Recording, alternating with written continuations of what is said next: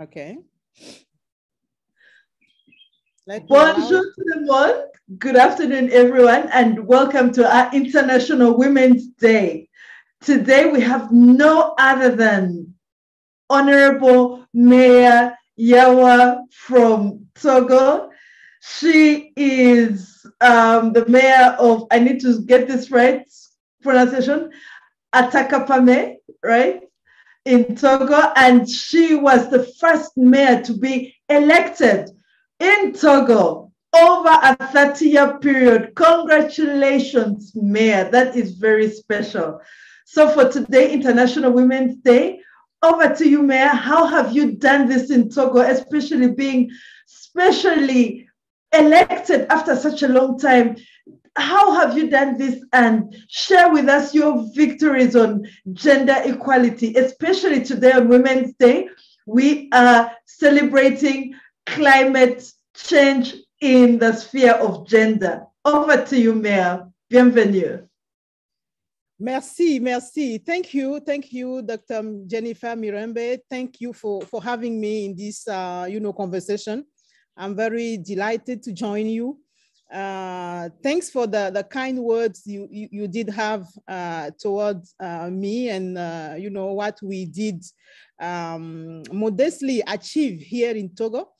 I think this is the occasion for me. I'm going to slightly come to French. So, I am at my ease to share with you what we've been doing so far here.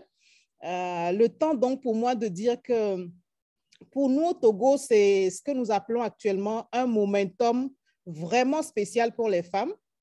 Quand nous parlons du 8 mars, évidemment, nous célébrons, nous les femmes, nous célébrons notre contribution au monde, à l'évolution de la société dans nos différents secteurs d'activité, qu'il s'agisse du social, de l'économique, du culturel ou du politique.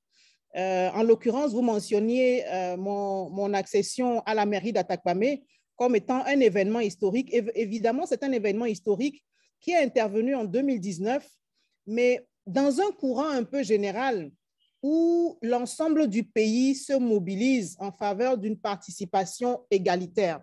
Ce que nous entendons faire au Togo, c'est faire en sorte que cette frange de la population, qui arithmétiquement est la plus nombreuse, puisse également apporter tout ce qu'elle a comme potentiel, tout ce qu'elle a comme capacité à faire avancer les objectifs de développement. Vous savez, au Togo, et pour nous, quand nous en parlons, nous sourions avec un brin de fierté, si vous me le permettez. Nous avons une femme à la tête du gouvernement togolais. Nous avons une femme à la tête de l'Assemblée nationale togolaise. Et en ma qualité de maire de la ville d'Atakpame, j'ai également eu le privilège d'être élue par mes pairs, les 117 maires du Togo, à la présidence de la fêtière des communes du Togo. C'est dire que c'est une sorte de contexte favorable, tant au niveau central qu'au niveau local où nous nous trouvons, pour dire simplement c'est possible, c'est faisable. Il suffit d'avoir la volonté. Et la volonté, elle est clairement exprimée. Maintenant, une fois que la volonté est exprimée comme une volonté politique en un instant T, il faut que tous les jours, elle soit mise en œuvre. Lorsque nous parlons du 8 mars, nous ne pouvons pas ne pas penser aux pionnières qui, des décennies plus tôt, ont mené cette lutte et ont ouvert des voies. Maintenant, il faut que ces voies qui, à l'origine, étaient des sentiers, deviennent progressivement des avenues, de grandes routes et des boulevards sur lesquels vont marcher les femmes de tous âges, de toute provenance, de toute profession, de tous les pays. Le thème de cette année, c'est l'égalité genre pour un avenir durable. Évidemment, les femmes sont au cœur de tout ce qu'une société peut envisager comme paramètre ou comme mise en œuvre d'un développement durable.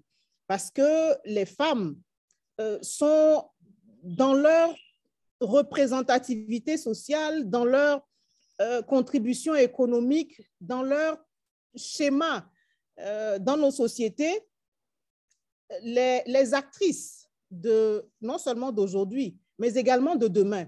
Et quand nous parlons des femmes, nous ne parlons pas des femmes de façon exclusive. Les femmes et les hommes de nos sociétés construisent aujourd'hui et préparent un demain meilleur. Nous avons une responsabilité commune de léguer aux générations qui viennent une planète vivable. Lorsque nous disons ça, aujourd'hui, nous devons nous rendre compte qu'en raison de, on va dire, la supériorité arithmétique, même si je n'aime pas beaucoup le terme de supériorité, mais c'est juste pour dire que les femmes sont plus nombreuses que les hommes, lorsque la pauvreté règne, il y a donc plus de femmes qui sont pauvres. Lorsque la vulnérabilité au changement climatique est là, comme c'est le cas aujourd'hui, il y a donc beaucoup plus de femmes qui sont vulnérables au changement climatique. Alors, nous, au Togo, au niveau local, notamment dans ce que nous appelons ici la section nationale du REFELA, qui est le réseau des femmes élues locales d'Afrique, nous avons décidé cette année de mettre l'accent sur la contribution de l'élu local dans l'économie au niveau local. Parce que, vous le savez, l'économie est également tenue par les femmes, non parce qu'elles sont plus méritantes, mais simplement parce qu'elles sont plus nombreuses et que dans nos schémas sociaux, l'importance de l'intervention de la femme est importante. Pardon, j'ai fait une tautologie là, mais pardonnez-moi cela. La place de la femme est importante dans les schémas sociaux, autant dans le cadre familial que dans le cadre social, communautaire et progressivement maintenant administratif et politique. Alors, nous sommes, lorsque nous parlons de ça, personnellement pour moi, c'est toujours un paradoxe, c'est ce que j'appelle un paradoxe persistant, de savoir que la vulnérabilité demeure féminine, la pauvreté demeure essentiellement féminine, alors que tous les jours que le bon Dieu fait, vous avez des milliers, des millions de femmes qui se lèvent et qui travaillent acharnement du matin au crépuscule, comme le font les fourmis.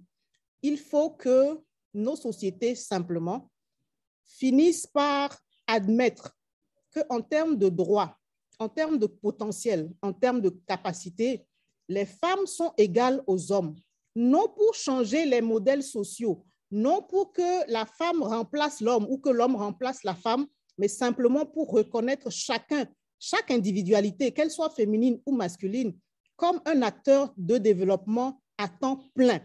Qu'il s'agisse de l'agenda 2063 de l'Union africaine, qu'il s'agisse des objectifs de développement durable à l'horizon 2030 des Nations unies, ou même de nos programmes nationaux et locaux de développement, nous avons l'obligation de reconnaître cette place et de travailler tous les jours à ce qu'elle soit ainsi, non seulement dans la conception que nous avons aujourd'hui, mais dans ce que nous inculquons aux plus jeunes, dans ce que nous inculquons aux générations qui viennent, à nos enfants, à nos sœurs, à nos frères qui viennent après nous. Nous devons finir de sortir de ce complexe qui ferait d'une catégorie de la société des personnes de capacité moindre ou de potentiel inférieur. Ça n'existe pas. Dès que chacun vient, la Déclaration universelle le dit bien, les hommes naissent libres et égaux. En réalité, quand on dit là les hommes, c'est effectivement les hommes et les femmes.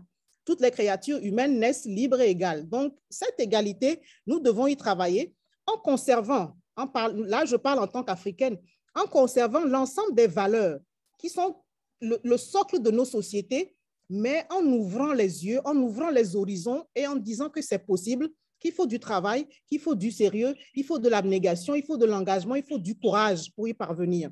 Alors, une fois que j'ai dit ça, docteur, je voudrais peut-être, non conclure, mais peut-être résumer en disant que tant que nous n'avons pas atteint ce point d'égalité où les hommes et les femmes auront les mêmes opportunités, auront les mêmes chances d'être autonomisés et d'être des acteurs de développement, la lutte doit continuer. Et chaque 8 mars, en réalité, est une journée pour s'asseoir, réfléchir et continuer. Ce n'est pas seulement le côté festif, parce que malheureusement aussi, parfois, on dit « Ah, c'est la fête des femmes, on va offrir aux femmes des fleurs, etc. » Non, ce sont des jours où les femmes et les hommes doivent s'asseoir, mesurer le chemin parcouru et se réengager à nouveau à poursuivre cette lutte jusqu'à ce qu'un jour, en tout cas moi, c'est mon rêve, nous n'ayons plus besoin de parler de 8 mars parce que tout sera devenu égalitaire et que nos sociétés pourront marcher vraiment sur leurs 2 pieds au lieu de marcher sur 1 pied ou seulement sur 1 pied et demi. Merci beaucoup. Bien, merci, madame. and that is very, very, very inspirational. Madam Mayor, in 1 minute, what would you tell the young women around the world today on Women's Day? How can they give them a word of encouragement? Si je dois dire quelque chose en me référant au thème qui dit, je vais le prononcer en anglais, Gender Equality Today for a Sustainable Tomorrow, je veux dire que le Sustainable Tomorrow est possible. Il est à notre portée. Un avenir durable pour nous, notre société aujourd'hui que nous sommes là, mais également pour demain, une planète vivable et viable pour les générations qui viennent, c'est tout à fait possible. Il suffit simplement que les pesanteurs qui restent, ce qui fait que nous pouvons nous dire qu'une personne normalement constituée n'est pas capable de contribuer au développement, que nous nous débarrassions de ces pesanteurs. On dit souvent, c'est une sorte d'image, que lorsque vous allez chez le médecin et que le diagnostic est posé, vous êtes à moitié guéri. Le diagnostic est déjà posé. Nous savons que les femmes et les hommes doivent contribuer au développement. Il n'y a plus qu'à y aller. Chacun d'entre nous doit prendre ça sur lui, autant individuellement que collectivement. Et je crois que de façon progressive, par capillarité, pardonnez-moi l'expression, cette religion va englober le monde entier. Et en tout cas, c'est le rêve que je nourris et que je voudrais inviter tout le monde à nourrir. Demain, un lendemain durable, un sustainable tomorrow est possible. Nous pouvons en être des acteurs. Bien, merci, madame. And thank you so much for the powerful words of encouragement. You have changed the women today on International Women's Day. And I thank you so much for taking the time to speak to the world. You, in your own right, have done so much for Africa, and we continue to honor you as one of those leading women who have been elected in their own right in a country like Togo, and you are a mayor for the 5th largest city, Atakpame. We don't take that lightly. You are definitely a strong woman, and we are behind you. And thank you for coming on air to celebrate and to encourage all the women around the world. My name is Jennifer Mirembe. I've been your host in collaboration with Urban Economic Forum and the Canadian Institute of Planners.